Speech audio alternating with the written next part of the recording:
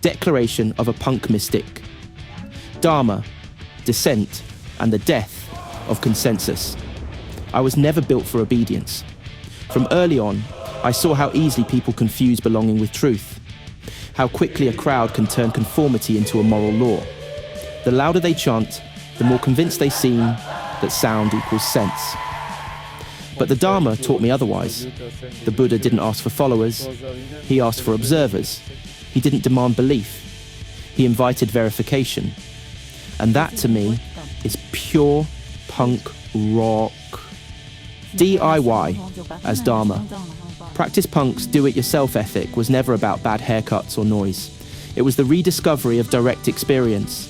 No middlemen, no priests, no experts standing between you and what's real. If the world is built on illusion, then every act of genuine creation, writing your own song, fixing your own gear, growing your own food, thinking your own thoughts, becomes a revolutionary act of awakening. That's the Dharma in Torn Jeans. Seeing things as they truly are. Making your own path when the map is corrupt. And laughing at the absurdity of those who pretend to own the truth. Satire as compassion mockery, when used rightly, is not hatred. It's medicine. When I point at the absurdity of the powerful or the vanity of the herd, I'm not sneering from above. I'm trying to wake them up. The Zen masters did it with koans. Diogenes did it with a lantern in daylight. I do it with sarcasm and song. Ridicule in the service of truth is compassion wearing a leather jacket. Science as spiritual rebellion. Science, like Dharma, demands direct observation and reproducibility. It refuses to bow to authority, even the authority of the majority. The crowd believes what's convenient. The scientist tests what's true. Both the mystic and the physicist know that consensus is not reality. It's just an echo chamber with better marketing. Nature doesn't take votes. She just is.